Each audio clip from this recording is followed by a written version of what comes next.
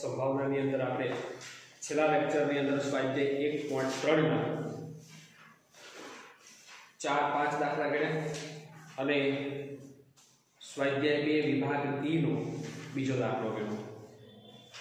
છેલ્લા જે દાખલા ગણ્યા એની અંદર આપણે દરેક ઘટનાની સંભાવના મેળવવાની હતી એવા દાખલા ગણ્યા. આજે આપણને દાખલાની અંદર સંભાવના આપી દીધી છે અને કઈ કિંમત છે, ઘટના છે કે કોઈ નિયમ છે, એના આધારે દાખલો કેવી રીતે ગણાય એની આપણે આજે વાત કરશું. તો સ્વાધ્યાય 1.3 દાખલા નંબર 6 થી આગળ વધશું. રકમ મધ્યન આપશું. પેજ નંબર 35 ઉપર દાખલા નંબર 6. કોઈ તહેવારના દિવસોમાં શાક માર્કેટમાં બટાકાના ભાવ વધે તેની સંભાવના 0.8 છે. ડુંગળીના ભાવ વધે તેની સંભાવના 0.7 છે. બટાકા અને ડુંગળી બંનેના ભાવ વધે તેની સંભાવના 0.6 છે. તો બટાકા અને ડુંગળી બેમાંથી ઓછામાં ઓછા એકના ભાવ વધે તેની સંભાવના મેળવો. હવે આ દાખલાની અંદર બે વસ્તુની વાત કરીશ. એક બટાકાના ભાવ અને બીજું છે ડુંગળીના ભાવ. બે ઘટના છે. બટાકા અને ડુંગળી બંનેના ભાવ વધે એટલે જે ઘટના ધારીએ એ બંનેની સંયુક્ત ઘટના છે, એની સંભાવના છે. બેમાંથી ઓછામાં ઓછા એકના ભાવ વધે, સંભાવનાનો સરવાળાનો નિયમ. ઓછામાં ઓછી એક ઘટના બને આવો શબ્દ આપી દીધો છે અને ખ્યાલ આપણને આવી જવો પડે કે આમાં સરવાળાના નિયમનો ઉપયોગ થાય છે. તો સરવાળા નિયમ a યોગ b આપણો a જોશે, b જોશે અને a છે b ત્રણેયની સંભાવનાની જરૂર પડશે. તો આપણને બે ઘટનાની સંભાવના આપી છે. તો બંનેને પહેલા આપણે ધારશું. બટાકાના ભાવ તો એના માટે a, ડુંગળીના ભાવ એના માટે b. તો સૌથી પહેલા a બરાબર, અહીંયા આપણે n ની જરૂર નથી પડતી, યાદ રાખજો. ફરીથી રિપીટ કરું તો અગાઉ જે દાખલા ગણ્યા હતા એમાં આપણને રકમના આધારે દરેકની ઘટના મેળવી અને એની સંભાવના મેળવી છે. એટલે પહેલા આપણે વ્યાખ્યા મુજબ ગયા અને પછી આપણે સરવાળા નિયમો આવ્યા. અહીંયા જે દાખલો આપ્યો છે એમાં દરેકની સંભાવના આપણને આપી દીધી છે અને એના આધારે જે પ્રશ્ન માંગ્યો છે એનો જવાબ આપણે દેવાનો છે. એટલે આમ n ની જરૂર નથી પડતી કારણ કે સંભાવના ઓલરેડી આપેલી છે. ખાસ ધ્યાનમાં રાખજો. દાખલો સહેલો છે પણ એક શરત ચૂક થાય તો દાખલો આપણો ખોટો પડી શકે છે. તો આપણે ઘટના ધારશું a બરાબર બટાકાના ભાવ વધે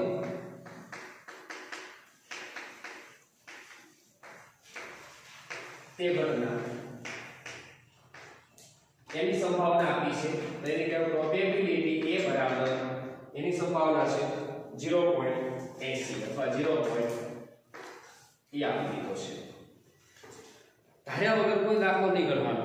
અહીંયા 2 માર્કનો પૂછાય કે 3 માર્કનો પૂછાય, સીધું આવી a બરાબર 0.8, b બરાબર a યોગ b સીધો મેળવી લીધો, એમ નહીં ચાલે. બધી જગ્યાએ ધારણા ફરજિયાત કરવાની છે. આ એ આપ્યો નથી ભાઈ, એની સંભાવના થાય કે આપણે ધારીને પેલા એ લાયા છે a બરાબર આ છે એટલે એની સંભાવના 0.8 છે. બીજી ઘટના માટે b ધારશું. b બરાબર ડુંગળીના ભાવ વધે એ ઘટના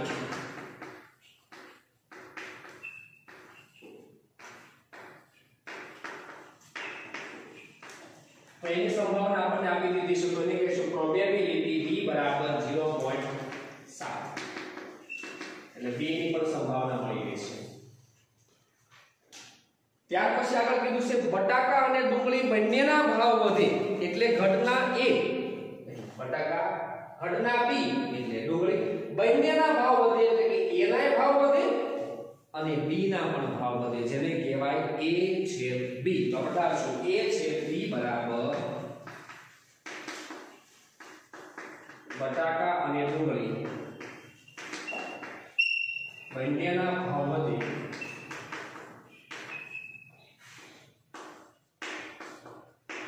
તે ઘટના. તો પ્રોબેબિલિટી a/b બરાબર એની સંભાવના આપણને આપી દીધી છે 0.6. અને છેલ્લે આપણે જે પ્રશ્ન માંગ્યો છે આ બધી વસ્તુ તૈયાર આપણને દાખલામાં ઓલરેડી આપેલી છે. આપણે કોઈ વસ્તુ નવી નથી. આ આપણે નક્કી કર્યું કે આને A કહેવાય, આને B કહેવાય, આને A છે B કહેવાય. કેવી રીતે કર્યું તો આપણે ધારણા કરીને લાવ્યા. છેલ્લો જે પ્રશ્ન આપણને માંગ્યો છે, બટાકા અને ડુંગળી બેમાંથી ઓછામાં ઓછા એકના ભાવ વધે જેને કહેવાય A યોગ B. તો આપણો પ્રશ્ન છે A યોગ B. તો A યોગ B બરાબર બટાકા અને ડુંગળી પૈકી ઓછામાં ઓછા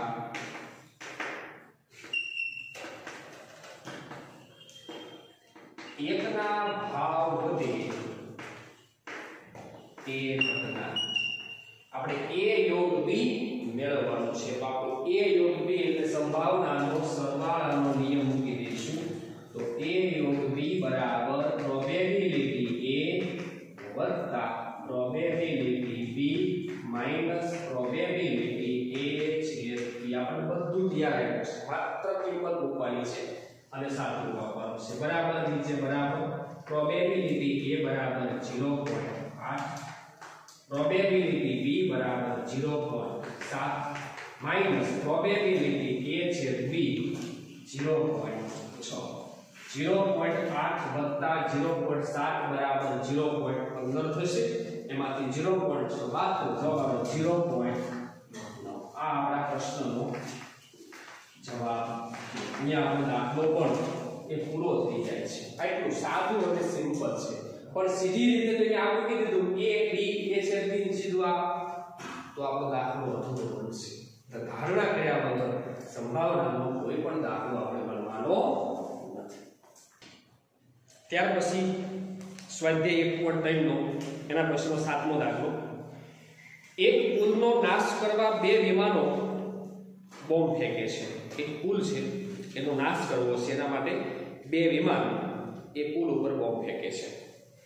પહેલા વિમાનમાંથી ફેંકાયેલો બોમ્બ પુલનું સાચું નિશાન લે તેની સંભાવના 0.9 છે. બે વિમાન છે તો પહેલું વિમાન એ પુલનું નિશાન લઈને બોમ્બ ફેંકે અને એ બોમ્બનો નાશ થાય એની સંભાવના 0.9 છે. બીજા વિમાનમાંથી ફેંકાયેલો બોમ્બ પુલનું સાચું નિશાન લે અને પુલનો નાશ થાય એની સંભાવના 0.7 છે. બંને વિમાનોમાંથી ફેંકાયેલા એક એક બોમ્બ પુલનું સાચું નિશાન લે તેની સંભાવના 0.63 છે. જો એક પણ બોમ્બ પુલ પર પડે તો પુલનો નાશ થાય છે. પુલનો નાશ થાય તેની સંભાવના મેળવો. વિદ્યાર્થી મિત્રો, આ દાખલાની અંદર ઓછામાં ઓછી એક ઘટના બને એવો કોઈ ઉલ્લેખ કર્યો નથી. એ આપણે એક પછી એક સ્ટેપ લેતા જઈશું અને ખરેખર એમાં સરવાળા નિયમ ઉપયોગ થયો છે તો કેવી રીતે થયો છે એની આપણે સ્ટેપ બાય સ્ટેપ વાત કરશું. સૌથી પહેલા બે વિમાન છે. પહેલા વિમાનમાંથી ફેંકાયેલો બોમ્બ અને બીજા વિમાનમાંથી ફેંકાયેલો બોમ્બ એ સાચું નિશાન લે એ ઘટના ધારશું અને એની સંભાવના આપણને આપી છે. તો પહેલા વિમાન માટે એ બરાબર પહેલા વિમાનમાંથી ફેંકાયેલો બોમ્બ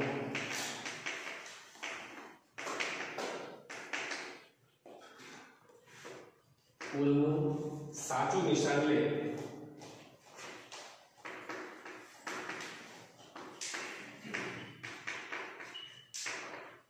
એ ઘટના એની સંભાવના આપી છે, જેને કહીશું પ્રોબેબિલિટી A બરાબર સીધી સંભાવના આપી દીધી છે 0.9.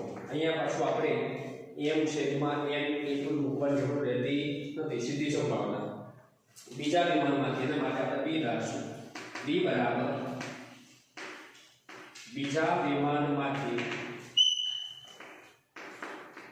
ફેંકાયેલો બોમ્બ પુલનું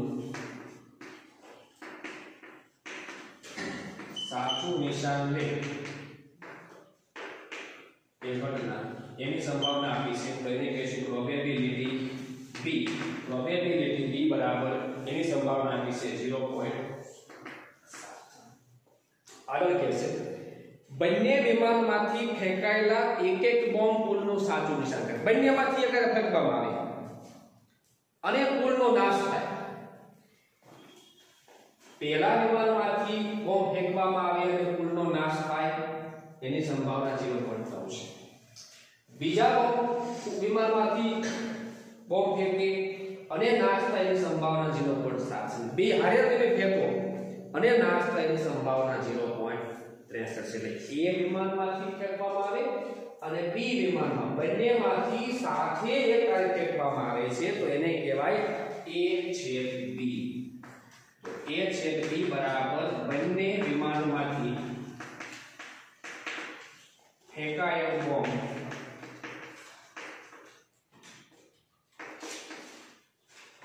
કુલનું સાચું નિશાન લે તે ઘટના. અને બંને એક સાથે ફેંકવામાં આવે તો અને નાશ થાય કુલનો એની સંભાવના આપી છે 0.63. હવે ખાસ ધ્યાન રાખવાનું છે એટલું તો બધું આપણને આપ્યું હતું અને તાપ્યું છે. જો એક પણ બોમ્બ પુલ પર પડે તો પુલનો નાશ થાય છે. એક પણ બોમ્બ પુલ પર પડે તો નાશ થાય. તો કયો બોમ્બ પુલ પર ફેંકવો? એ વિમાનમાંથી ફેંકશો એટલે કે પહેલા વિમાનમાંથી ફેંકશો તોય નાશ થશે, અથવા બીજા વિમાનમાંથી તમે બોમ્બ ફેંકશો તો પણ પુલનો નાશ થશે, અને બંને સાથે અગર ફેંકશો તોય પુલનો નાશ તો થશે જ. ટૂંકમાં ઓછામાં ઓછો એક બોમ્બ ફેંકવામાં આવે તો પણ પુલનો નાશ થાય છે. આનું અર્થઘટન આવું થાય છે. ઓછામાં ઓછી એક ઘટના બને જેને કહેવાય A/B. તો ઈ આપણે મેળવવાનું છે. શું ધારશું? A/B બરાબર પુલનો નાશ થાય તે ઘટના. પુલનો નાશ થાય તે ઘટના. એટલે આપણે સંભાવનાનો સરવાળાનો નિયમ મૂકી અને એની સંભાવના મેળવવાની છે. તો પ્રોબેબિલિટી A/B બરાબર પ્રોબેબિલિટી A વત્તા probability B minus probability A/B બરાબર બરાબર A બરાબર આવ્યું છે 0.9 વત્તા B બરાબર 0.7 માઈનસ A/B 0.63. 0.9 વત્તા 0.7 એટલે કે 1.6 એમાંથી 0.63 બાદ કરતા જવાબ આવશે 0.97. આ મળ્યો આપણને A/B સંભાવનાનો સરવાળાનો. આટલો સરસ મજાનો બધું તૈયાર આવ્યું હોય તો જવાબ મળી જાય. પણ ઘણી વખત એવું બનશે કે તમને A/B ની જગ્યાએ બીજું આવ્યું હોય. બધા દાખલા એવું ન હોય, ખાસ ધ્યાનમાં રાખજો. પોખણ પટ્ટી નહીં કરવાની. પેલા આપણે કોઈ પણ દાખલો હોય તો A આવ્યું હોય, B આવ્યું હોય, A/B આવ્યું હોય એવું જરૂરી હોતું. આગળ વધીએ. 8મો દાખલો પેજ નંબર 36 ઉપર 1.3. એક રેસ્ટોરન્ટમાં ડિનર માટે આવતો યુવક પિઝા ઓર્ડર કરે તેની સંભાવના 0.63 છે. કોલ્ડ ડ્રિંક્સ ઓર્ડર કરે તેની સંભાવના 0.54 છે.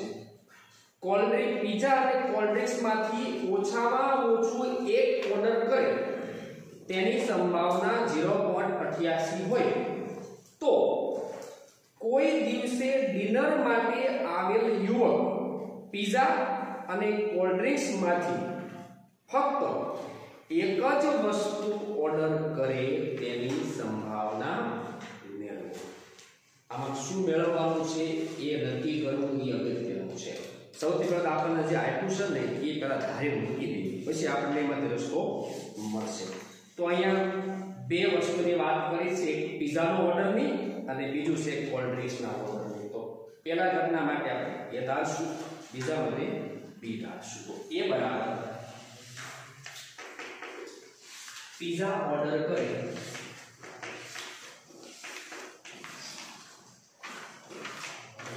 તે ઘટના એની સંભાવના આપી છે તો એને કહીશું આપણે પ્રોબેબિલિટી A. એની સંભાવના છે પિઝા ઓર્ડર કરે એની 0.63. B બરાબર કોલ્ડ ડ્રિંક્સ ઓર્ડર કરે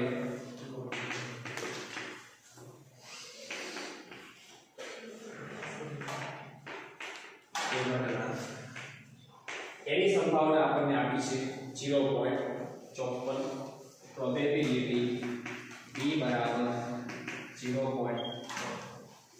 આગળ ધ્યાન આપશું પિઝા અને કોલ્ડ ડ્રિંક્સ માંથી ઓછામાં ઓછું એક પિઝા એટલે a ઘટના કોલ્ડ ડ્રિંક્સ એટલે b ઘટના a અને b માંથી ઓછામાં ઓછી એક ઘટના બને જેને કહીશું આપણે a યોગ b આપણે ધારશું શું પ્રોબેબિલિટી a યોગ b બરાબર ઓછામાં ઓછું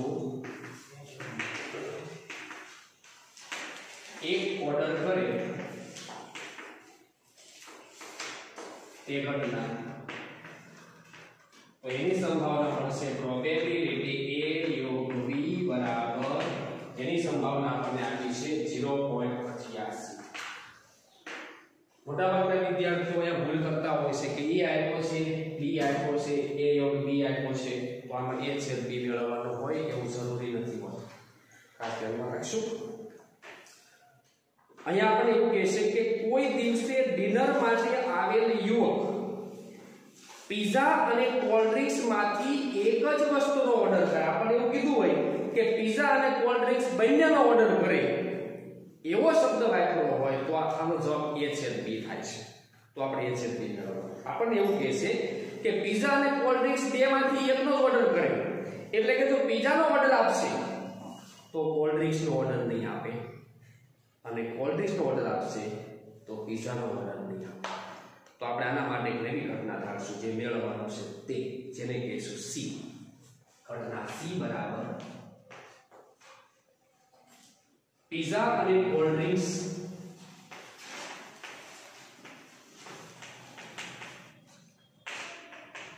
માંથી ફક્ત એક જ વસ્તુ ઓર્ડર કરે ફક્ત એક જ વસ્તુ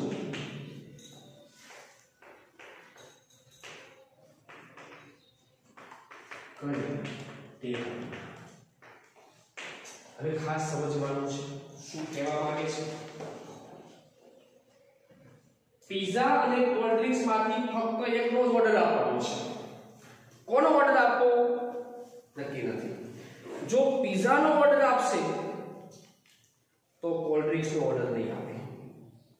પિઝા એટલે a કોલ્ડ ડ્રિંક્સ એટલે b. ઘટના a બનશે તો ઘટના b નહીં બને. અથવા પ્લસ કોલ્ડ ડ્રિંક્સ નો ઓર્ડર આપશે તો પિઝા નો ઓર્ડર નહીં આપે. કોલ્ડ ડ્રિંક્સ એટલે b પિઝા એટલે a. b બનશે તો a નહીં બને. આ બંનેની અંદર તફાવત ઘટના છે. a બને તો b ન બને, b બને તો a ન બને. આના માટે જો આપણે વ્યાખ્યાઓ જ્યારે લીધી તફાવત ઘટનાની, યોગ ઘટનાની, છેદ ઘટનાની જો સમજીને યાદ રાખી હોય તો એમાં શબ્દ વાપર્યો હતો એક બને, a બને પણ b ન બને, b બને પણ a ન બને. તો આપણી સંભાવના થશે પ્રોબેબિલિટી c બરાબર પ્રોબેબિલિટી a છેદ b ડેશ એટલે a માઈનસ b. આ તફાવત ઘટના જ્યારે આપણે બે નાખું દોરી ત્યારે મેં નીચેનો સંકેત લખ્યો તો a માઈનસ b પણ કહેવાય અને a છેદ b ડેશ પણ કહેવાય અથવા વત્તા a ડેશ છેદ b એટલે b minus a minus b અથવા b માઈનસ a. ફરીથી યાદ રાખજો a માઈનસ b જેને કહેવાય a છેદ b dash, b minus a dash છેદ b. હવે આના સૂત્ર પણ મેં એમાં લખ્યા હતા. જો તમને યાદ હોય તો, જો યાદ ન હોય તો ફરીથી લખું છું એનું સૂત્ર પ્રોબેબિલિટી a માઈનસ b અથવા પ્રોબેબિલિટી a છેદ b ડેશ જેનું સૂત્ર થશે probability a minus probability a છેદ b. આ છે a માઈનસ b નું સૂત્ર. પ્રોબેબિલિટી b માઈનસ a જેને બીજા સંકેતમાં કહીશું a ડેશ છેદ b જેનું સૂત્ર થશે પ્રોબેબિલિટી b માઈનસ a છેદ b. આ બંને સૂત્રો યાદ રાખજો, પરીક્ષાની અંદર કામમાં આવવાના છે. a માઈનસ b જેને બીજા અર્થમાં કહેવાય a છેદ b ડેશ, જેનું સૂત્ર થશે a માઈનસ a છેદ b. તો આપણે સૂત્ર અહીં મૂકી દઈએ, પ્રોબેબિલિટી a માઈનસ a છેદ b અને કાઉન્સમાં રાખીએ જેથી કરીને સાદું વાપરવામાં સરળતા રહે. વત્તાના વત્તા a ડેશ છેદ b, a ડેશ છેદ b નું સૂત્ર થશે probability b minus probability a છેદ આ સૂત્ર. a આપણી પાસે છે, b આપણી પાસે છે, a છેદ b આપણી પાસે નથી. તો a છેદ b આપણી પાસે a છે, b છે, a યોગ b છે. તો a યોગ b સરવાળાનો નિયમ મૂકી અને સાદું આપીએ તો એમાંથી આપણને a છેદ b મળે છે. a છેદ b અહીંયા ઉપયોગમાં લેવાનો છે. જોઈએ કેવી રીતે. પ્રોબેબિલિટી a યોગ b બરાબર પ્રોબેબિલિટી a વત્તા probability b minus probability a છેદ b. a યોગ b 0.88 બરાબર ના બરાબર a બરાબર 0.63 વત્તા b બરાબર 0.54 માઈનસ a છેદ b. a છેદ b ને ડાબી બાજુ લઈ જાઓ, માઈનસ છે પ્લસ થશે, 0.88 પ્લસ છે, જમણી બાજુ લઈ જઈશું માઈનસ થશે. તો a છેદ b ને આપણે આ બાજુ લઈએ તો a છેદ b બરાબર 0.63 વત્તા 0.54 બે નો સરવાળો કરતા જવાબ આવશે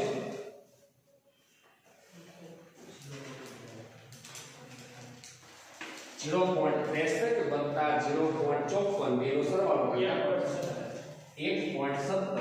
0.88 ને આપણે જમણી બાજુ લઈ ગયા, વત્તા હતા જમણી બાજુ જાય તો માઈનસ 0.88. 1.70 માંથી 0.88 બાદ કરીએ તો જવાબ આવશે 0.29. આ મેળવવા આપણને a છેદ b. આ a છેદ b ને આપણે અહીંયા મૂકશું એટલે આપણને પ્રોબેબિલિટી c મળશે. કિંમત મૂકશું બરાબર નીચે બરાબર કાઉન્સમાં પ્રોબેબિલિટી a બરાબર 0.63 માઈનસ a છેદ b 0.29 આપ્યો છે,